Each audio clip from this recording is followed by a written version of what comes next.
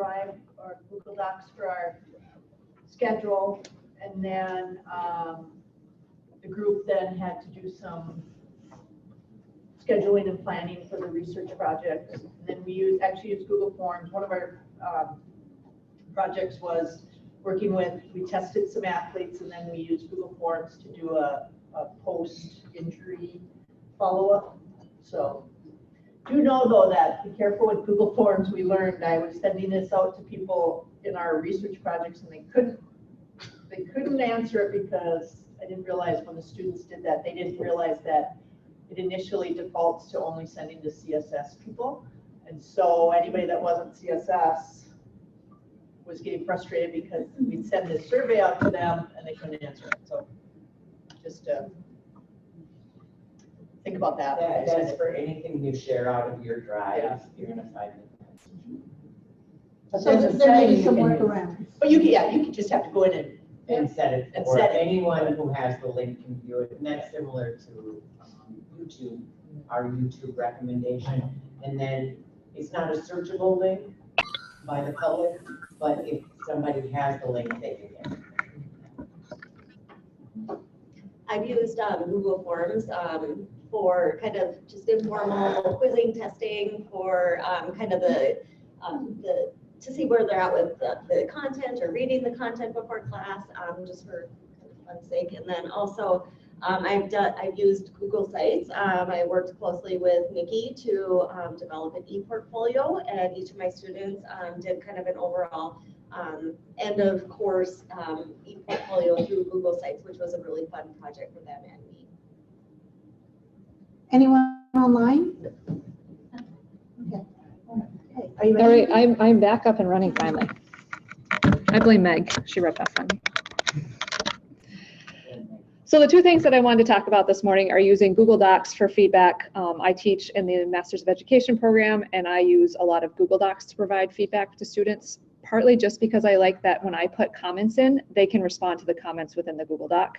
And it's also really easy to track the revisions because I can go into the revision history and I can see what changes they made based on the feedback.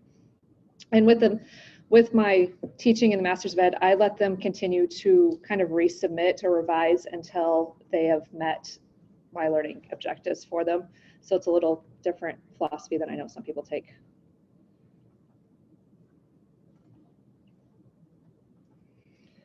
And is everyone familiar with Google Docs? For the most part, I'll just do a quick because then I want to spend most of my time talking about Loom before I turn it over to Amy. So I'm just using the live notes that we've been taking for this session. So you can pretend like it's student work.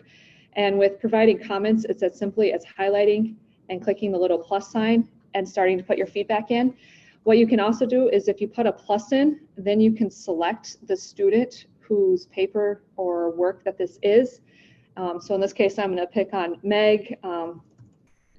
Say this is my feedback. I can assign it to her, or I can just comment like this. And what will happen is Meg will actually get an email letting her know that this comment has been put in. So even if I have a lot of group projects, so students are working together, if I want to highlight Jane and comment directly on something that Jane has done, I can target then that feedback to Jane, and then the entire group doesn't necessarily get the email of that feedback, just Jane does. So that can be really handy for providing some of that individualized feedback, even if you're within a group project. But the whole group sees the feedback. When the whole group comes into the Google Doc, they will still see that feedback, and they'll see that it was targeted to Meg in this case. You can also then go to File, and you can go to Version History, and this is where you can see that version history, and you can see what changes have been made. You'll see that in purple was me, Eric has done all the turquoise, and that Jane added the orange. So again, with working on group projects, I like to use Google Docs because I can come in and I can see exactly who has done what and what changes they've made and what additional work they have contributed to that Google Doc. So I do tend to do a lot of my assignments in Google Docs rather than using the Blackboard assignments, just because of that. Also with that, there's like my big fear with collaborating with other people is like, and you know, sometimes like, what if I accidentally delete this entire thing? literally it saves it every few minutes on the cloud. So like you can't lose a flash drive, you can't have your computer crash and take out everything. And let's say I accidentally deleted everything on this page. Nikki could literally go back to 5 minutes ago and have it all back just as fast. Or if you say, I had a brilliant phrase in the first draft of this, but I overwrote it, you can go back, look at that draft, grab that sentence, and still come back to the draft you're using right now. So just the ability to go back and forward in time is super handy. Nikki, Yes. when you use that with Blackboard, then are students then just uploading the link to you for the final project, or how does that work? It depends on the group project. With my group projects, I create a template for each group and I share it with those members. That way I own the document and I can ensure that I have access to it and that students have the right access to it. And then within Blackboard, I'll post who the groups are and I'll include a link to that Google Doc. And they'll also have got an email because I share a whole folder worth of assignments with them in advance. Just because I have some templated assignments, so then they already have the structure in place and they can just go in and fill it out rather than having to come up with the format and put in their work. But sometimes I do have them just share it and they'll put the link in. I'll build an assignment in Blackboard and they'll, instead of attaching a paper, they'll paste in a link to the Google Doc. I have a question about using Google Docs. In Blackboard, you can set a deadline, but if Google Doc, they can submit it and say your deadline is, Friday at 2, and they could submit the link or whatever, but then they could be still working on it. They could be, but I could go back to the version history and I can say that I'm going to revert back to whenever my due date was, and I'll go back to just that version of it. Or with Google Docs now, you can actually set an end date for when they can. So if I've shared it with you, I can cut off your access to it after a certain day and time. So you could also do that. Any other questions with Google Docs? How do you do that? Can you show us To cut off the end date? We'll post some links. I'll have Sarah make a note that we can post that. I have a question. In working in the healthcare field, we talk a lot about HIPAA and whatnot. And so sometimes some of our assignments may be around an individual that maybe our students are observing. How secure is Google Docs? Eric? Sorry, I was typing the link for that. I did not hear that question at all. Security. How secure are Google Docs? I mean, they're as secure as you want to make them. The kind of rule of sharing is the more shareable you make something, the less secure it is. But generally speaking, no one's able to search, like no one can say final paper of Eric Ministry from this class and just search that. You have to explicitly share a link with someone or share access. And what's nice is you can really see pretty granularly who has access to something. And if you want to remove access, it's really straightforward and really easy. So you can have a good idea of how secure something is. And if you want to have something like in your drive, like I trust my drive with like my passport photos and my license photos more than my actual computer. I don't have them on my actual computer. I have them on my drive because that's more secure. I would say in terms of hackability, Google's secure. Yeah. And just as secure as submitting something into Blackboard because it's behind password protection. And Google sends, I mean, they've got their cloud storage. I mean, it pings all over the world. And corporations are using Google. So Google's had to prove that it meets certain security Do we know if it's levels. Like if it's compliant though? I mean, I think that's what Michelle's asking. Partially, yeah. I mean, there's things that I can do as an instructor, like make sure we're just using initials and, non-identifiable information. But I would say in terms of anything that they're submitting to Blackboard, Google Docs would be just as HIPAA compliant, if that helps. And there's other people that we can connect you with that are more versed in HIPAA that would be able to address some of those specific questions. Okay, then I'm going to move on to Loom because that's what I'm really excited about. Well, I'm excited about Google Docs. I like Google Docs. But Loom is a new to me tool that allows you to have video, allows you to give video feedback. It is a Chrome extension, so you'll need to use the Chrome browser. I included a link in the live notes. Otherwise, you can just search Loom Chrome extension and it'll be the first link where you'll go to the Chrome Web Store to install it. Once it's installed on your computer, you'll see this little icon in the upper right corner. That looks kind of like a knot that you would make on a rope. And from this point, all you have to do is click it. It will ask to connect to one of your Google accounts. I have it linked to my CSS one because I use it for giving feedback. And at this point, all you have to do is click it, and you're able to do either a screen and webcam recording, which I like to do because I want my students to be able to see those nonverbal cues that I'm giving, so that there's less chance, hopefully, of them misconstruing what I'm saying, because there's a human attached to it, and like I said, they can see my facial expression that I'm not trying to just rip their assignment to shreds or vice versa. But you can also just do a screen recording, or you could just do a web recording.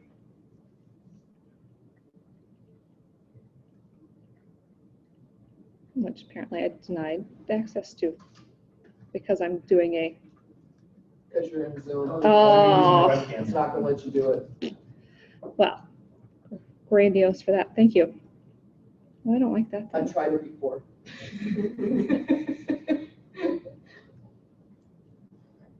There we go.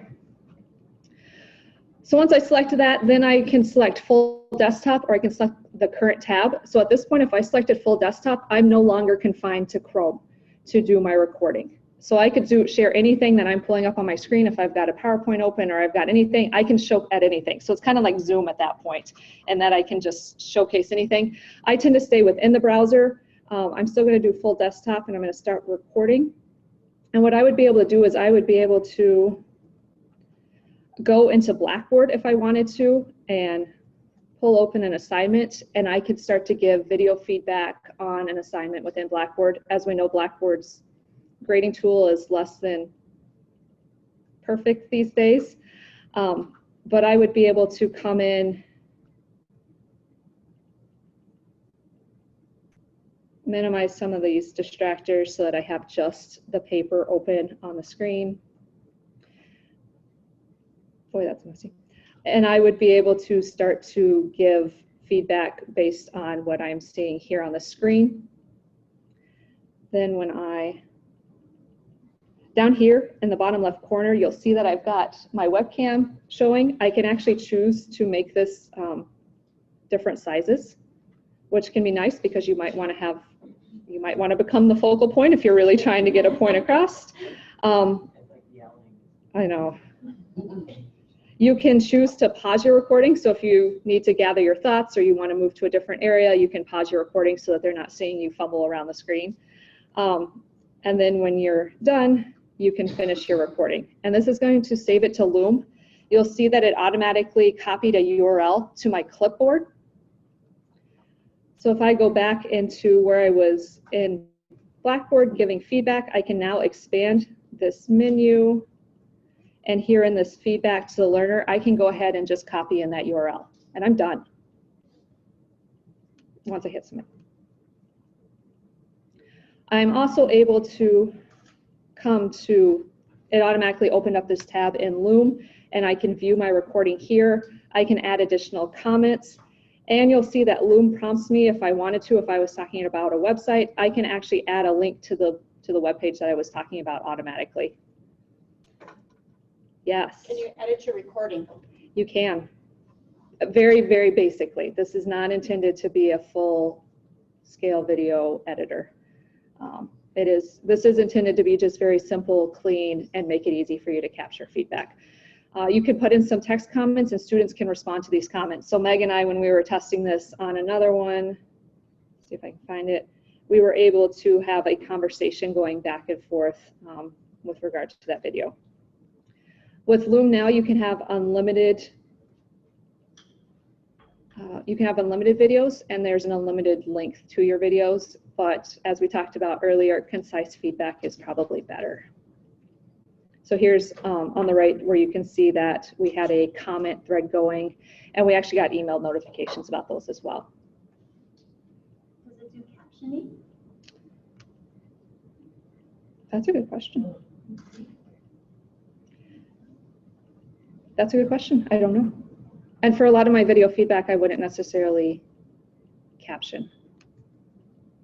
It's going to one person. Because it's going to one, yes, one student specifically. What I've done in the past when I was using, when Blackboard had their little video everywhere tool, I would poll students at the beginning of class which kind of feedback they preferred or what they were receptive to, so that I could find out some students wanted text feedback, and then I stuck more with the Google Docs format in terms of the comments. And a lot of my students actually liked the video feedback and found that more helpful. So for them, I provided that video feedback. Yes. What advantages or disadvantages compared to Screencastify, Screencast-O-Matic? Is it looks like it does similar things. Do you know of? The main things that I liked, one was that it provided me that URL right away, that I could just, like I said, when I was in Blackboard, I had the URL and I had Blackboard open and I could just go ahead and do it. They are very similar otherwise. So I know I had a video of Loom versus Screencast-O-Matic, and it just kind of comes down to your preference, I think, too. Is there a limit on how long the videos can be? No, there's no link to your videos or how many you can have. But when you're actually recording? Right, that's what the link to the video, there's no, Okay. but like I said, keep it short. Keep it short. Right. The goal is for students to actually Oh, yeah, you watch, want to do an hour-long. especially for, I mean, Yeah. focus on feedback. So what, remind me again, Nikki, what happens actually to the, so I'm used to using Screencastify. It automatically dumps them into my Google Drive in its own folder. So I can revisit those videos for one class that, 15 of them just lined up in what I told the students. In yours, is it online or where do? Yep, this is all stored on kind of some, well, not similar to, it's saved on the Loom server. So you could double check and look back on those? Yep, so this is all, these are the 4 I've done so far. I can organize them into folders. So if I wanted to know just what I recorded in spring, I could have a folder for spring and have all my videos in there. You can also download them if you wanted to move them over to your Google Drive. So they stay there until you delete them? Well, yes. Don't have an account, I guess. Well, with Loom, it's tied to my CSS Gmail account. So I'm logged into Loom right now. Is that? Yeah, well, okay, but that brings up, so Loom is, there's no fee? and It's free. You can just sign on with their CSS? Yep, you just have to, you can tie it to any Google account. Okay. Or Slack account if you're a Slack user. I don't know.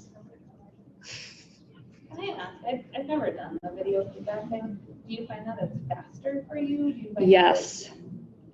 It's much faster, and I feel like a lot of the feedback can be more in context then, and I feel like I'm in some ways more succinct because I'm not having to say, now go look at the 3rd paragraph for this. It's just all, and I feel like it's more humanized. I know Jane's done a lot of research, so I should actually defer to her and let her speak. Actually, I did a research study on that, and while it may not, sometimes it may not save you time, because you might be giving more feedback than you normally would. So then that takes up that gap. So you're getting more information in the same amount of time, and it humanizes, and you're getting different kinds of feedback. You might be modeling, whereas before you would just be writing something on the side. But in my research, when I studied faculty, especially iterative projects, major papers, they found that it saved them time and that students have got it, and they give them better drafts the next time. And students were not making follow-up appointments, office hours, to say, what did you mean by this? So it saved you time with those unexpected appointments. So that was very helpful there. And a lot of those instructors, once they started doing audio feedback or video feedback, they would not go back to doing the paper, except for one instructor who said, I'm afraid I'll slip up and I'll say what I'm really thinking. Okay, so he kind of was cautious about that. But so if you want to ask questions about that, and there's audio, video, and written, they all have their place. It depends on the type of assignment.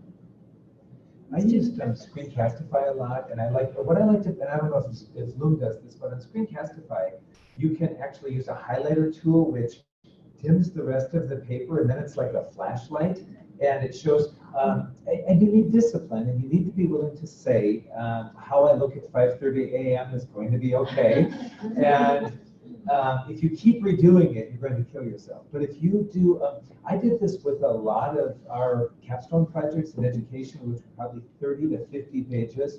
I saved a lot of time.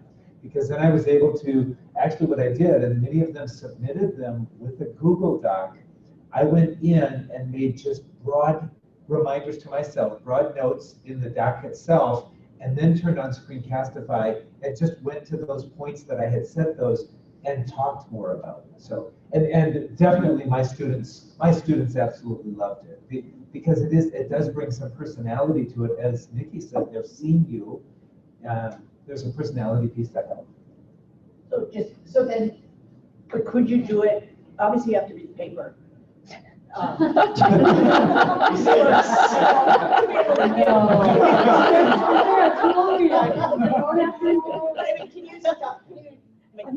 Read it and then pause.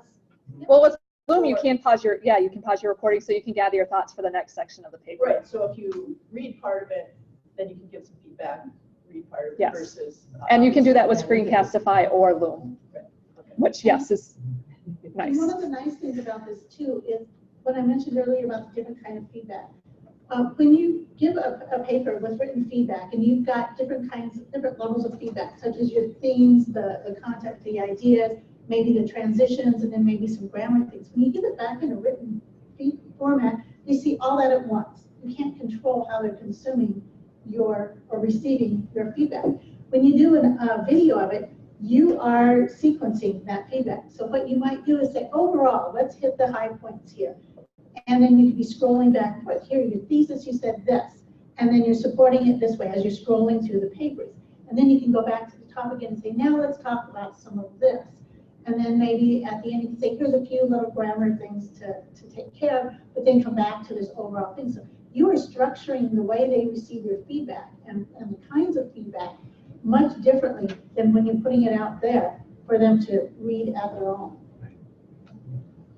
Just two other things kind of on this. Like Neil said, perfection, don't worry about it. Like, your students want to see you. They don't want the perfect robot professor. Like, just, if you say ums or ahs, or if you're like, when I was in grad school, my professor's dog, she had to have the dog like sitting next to her because otherwise the dog would interrupt any sort of Skype call or anything like that. So it was a nice perk of that. I got to see a dog every time I got feedback. The well-being response, that kind of thing.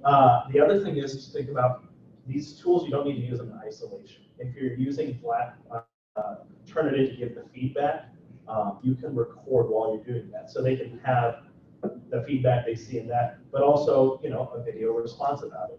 Or if you're doing office hours with a student and going over the essay live with them, flip this on. That way they can say, oh, what did I say in that meeting that was a good idea? They might have no idea. I know in my meetings with undergrad, I had no idea what was said 20 minutes later. And sometimes I was like going back and saying, oh, what was said? This way, here's a recording of what we talked about in our meeting. It's done. It's easy. I was going to mention one other thing too. I know a number of writing teachers who are using these tools, whether it's Loom, whether it's Screencastify, for the students to create products at the end of a term, where the professor will say, prove to me that you met this objective. The student turns on Screencastify and has to show excerpts of her papers that shows that she progressed in this thing, and then she submits a link to the professor that's a 5-minute video as a justification, as opposed to a 5-page paper saying, I hit the mark, you know, the targets of the class. So it can be used for feedback, but it can also be used as a student product. And just one more thing before just a second, Sarah, then I will, is that you can also set, students, as they listen to it, can set the speed that they hear it at, which can be nice as well, because you can hear it at double the speed. So I can talk at whatever normal pace. I'm from Texas. Sometimes I talk slower than Minnesotans want. A student could then listen to it at double speed. So that's also a nice feature for students, is that they can listen to it faster. Sarah. Bob unmuted himself. Bob Martin's online, and he is going to speak a little bit to the Loom business model research. So, go ahead. Go ahead. Yes, go ahead, Bob. Okay. Can you hear me? I can, yes. Can everyone else hear me? Yeah. Okay, cool. No, part of my day job is to be a wet blanket and look really with a super critical eye at tools like this. And just so that everyone's aware, currently Loom has no business model around staying open. They're just providing everything for free, and they're not charging anyone anything. So the tools and the ideas are really cool, but in the future, you might be forced to look for something else. So just something to keep in mind when you're especially with the videos, if there's something high value, to make sure to move those into something like Google Drive or some other more permanent storage, because since they have no revenue and no way of knowing where their funding's coming from, you have no idea how long something like this is going to stick around, or how long these videos are going to stay on their servers, or when they're going to start charging. So just, you know, something to keep in mind with anything that's of high value that isn't ephemeral and can't be tossed aside at a moment's notice. And we would recommend that for any tool that we have. Yep. I mean, we switched from Adobe Connect to Zoom. I mean, technology is constantly changing, so that is something good to keep in mind. So if you're concerned about accreditation, copy it to your Google Drive or hard copy there, so that we've got that hard thing. Your Google Drive will unlikely ever run out of space. I think it's 5 terabytes per user is the cap right now, which is. Oh, I think Tom said unlimited now. Yeah. Because it's for education. So. And one last thing is, we're talking about students using this. You can also get video feedback on their video feedback. So now it's starting to layer this. And I worked with an education instructor whose students submitted a video of them doing a assessment and an intervention. And they submitted that video. The instructor watched that video in Screencast-O-Matic was what she used. She would pause their video when she wanted to talk about something, and she would say, okay, go back 10 seconds and take a look at what you did here, where you placed your arm or the student's reaction. And then she would give the feedback. And so then she would stop and she would start playing theirs again. The students loved it because especially performance kinds of activities, we have flawed memories. And so it was just very real, very layered feedback, and it didn't take her any time at all to learn or do it. And we have all of our tools almost can do that. Zoom, Loom, VoiceThread even, all have those capabilities. In Loom, you can also tag different points inside of the recording with a smiley face or applause or this is bad, but then the student could see those kinds of icons and then you could elaborate down. So watch for more information about Loom. This is just really new to us. But also if you want to play around more with the video feedback, visit with us. And if you want to talk about it with your programs and departments, we're happy to come to that.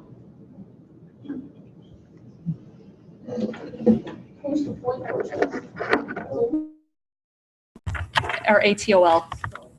Yeah. Everybody's going to be up to speed on that so that you can be contacted. Okay. So what we're doing is, as we're switching topics here, we're stopping the recording. We're starting it up again. So if you want I to always go have back that and issue watch with the Zoom. recording on any one piece, I always have that issue with Zoom. then you're just in that little section.